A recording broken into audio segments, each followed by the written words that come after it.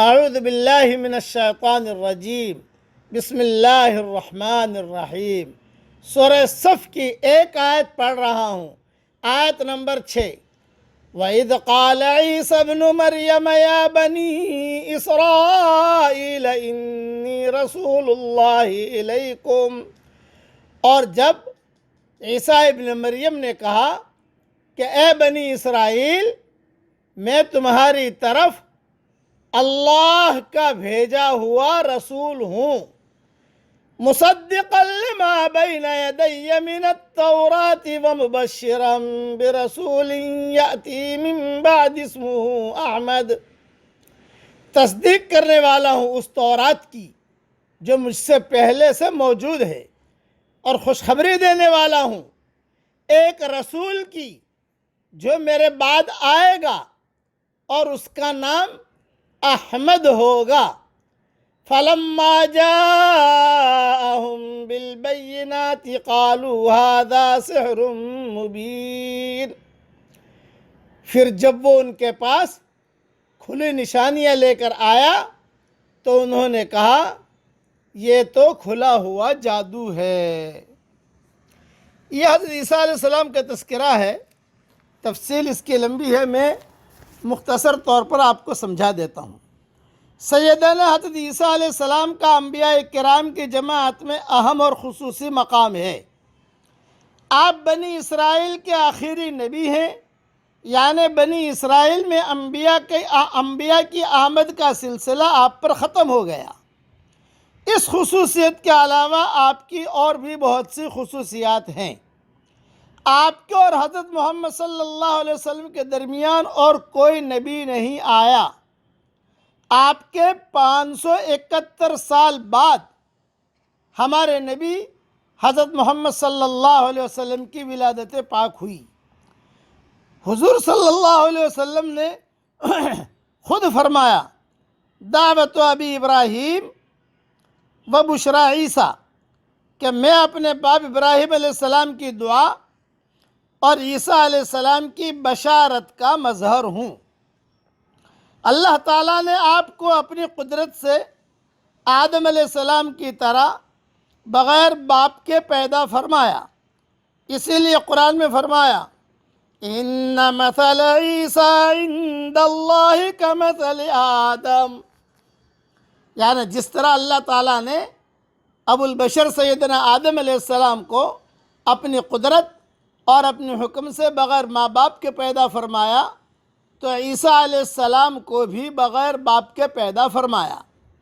جس زمانے میں حضرت عیسیٰ علیہ السلام پیدا ہوئے، اس زمانے میں حکماء اور اطباء کا بڑا زور تھا۔ بڑے بڑے پیچیدہ امراض والے مریض ان حکماء سے علاج کرا کر شفا یاب ہو جایا کرتے تھے۔ ان لوگوں کو اپنے فن پر اتنا ناز تھا کہ سب کہتے تھے کہ ہم جیسا کوئی ڈاکٹر نہیں، ہم جیسا کوئی حکیم نہیں۔ اللہ تعالیٰ نے حضرت عیسیٰ علیہ السلام کو ایسے معجزے عطا فرمائے کہ اندھا جو ہوتا تھا وہ ٹھیک ہو جاتا تھا، کوڑی جو ہوتا تھا وہ بھی ٹھیک ہو جاتا تھا، سفید داغ کی بیماری ہوتی تھی یا کوئی بیمار ہوتا تھا ہاتھ پھیر لیتے تھے وہ ٹھیک ہو جاتا تھا، اندھا ہوتا تھا بس جا کر ہاتھ پھیر لیتے یا کچھ وہ ٹھیک ہو جاتا تھا۔ تو اس امراض کی وجہ سے، یعنی یہ بیماریوں کا علاج ہوتا تھا، تو یہ بیماریوں کے علاج کی وجہ سے سارے اطباء پریشان تھے کہ وہ کیسا آدمی ہے۔ ان معجزات کو دیکھ کر بھی بہت کم لوگ حضرت عیسیٰ علیہ السلام پر ایمان لائے۔ ان کے علاوہ اکثر بنی اسرائیل آپ کے مخالف بلکہ آپ کے جان کے دشمن ہو گئے۔ جس گھر میں آپ اپنے حواریوں کے ساتھ بیٹھے ہوئے تھے، مخالفین نے اس گھر کا محاصرہ کر لیا۔ اگر ان کے بس کی بات ہوتی تو آپ کو قتل کر دیتے، لیکن اللہ تعالیٰ نے آپ کو اپنے فرشتوں کے ذریعے زندہ سلامت آسمان پر اٹھوا لیا، اور آپ کے مشابہ ایک آدمی کو پکڑ کر سولی چڑھا دیا، اور دھوکے میں یہ سمجھے کہ ہم نے جس کو سولی چڑھایا ہے وہی عیسیٰ تھے۔ قرآن کریم میں اللہ تعالیٰ نے مخالفین کے اس خیال کو غلط قرار دیا اور فرمایا کہ ہمارے بندے عیسیٰ علیہ السلام کو نہ تو قتل کیا، نہ وہ سولی پر چڑھائے گئے، بلکہ ہم نے ان کو اپنے پاس بلا لیا اس لیے اہل اسلام کا یہ عقیدہ ہے کہ حضرت عیسیٰ علیہ السلام زندہ ہیں اور قیامت کے قریب آپ دنیا میں تشریف لا کر صلیب کو توڑ دیں گے، خنزیر یعنی سور کو قتل کریں گے اور دجال کو قتل کریں گے۔ آپ کے دنیا میں تشریف لانے کے بعد تمام مذاہب ختم ہو جائیں گے، صرف اسلام ہی باقی رہے گا۔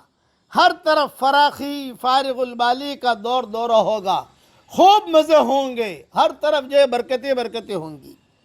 آپ دنیا میں دوبارہ تشریف لانے کے بعد نکاح کریں گے اور نکاح کے بعد اولاد بھی ہوگی۔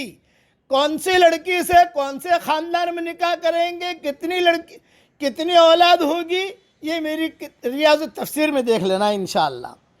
دجال کا فتنہ ختم ہونے کے بعد امام مہدی کی وفات ہو جائے گی۔ عیسیٰ علیہ السلام نماز جنازہ پڑھائیں گے اور موسیٰ مسلمانوں کے ساتھ مل کر دفن کر دیں گے۔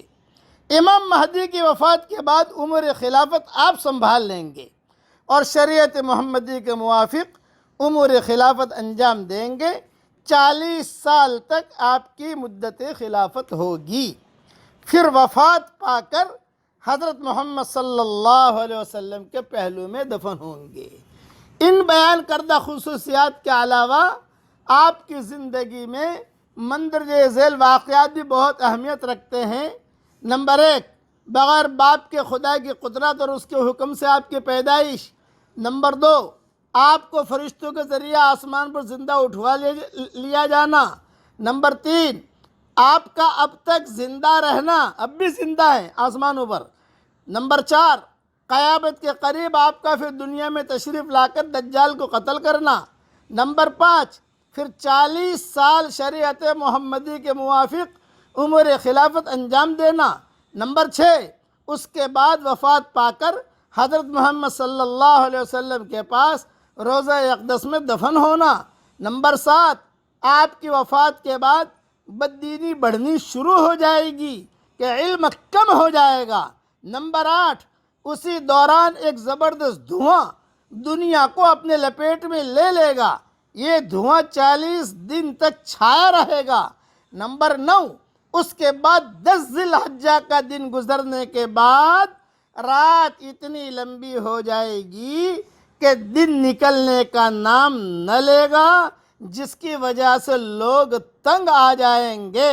نمبر 10، اس کے بعد معمولی روشنی کے ساتھ سورج مغرب کی طرف سے طلوع ہوگا۔ نمبر 11، اور توبہ کا دروازہ ہمیشہ کے لیے بند ہو جائے گا۔ یہ میں نے مختصر سمجھا دیا۔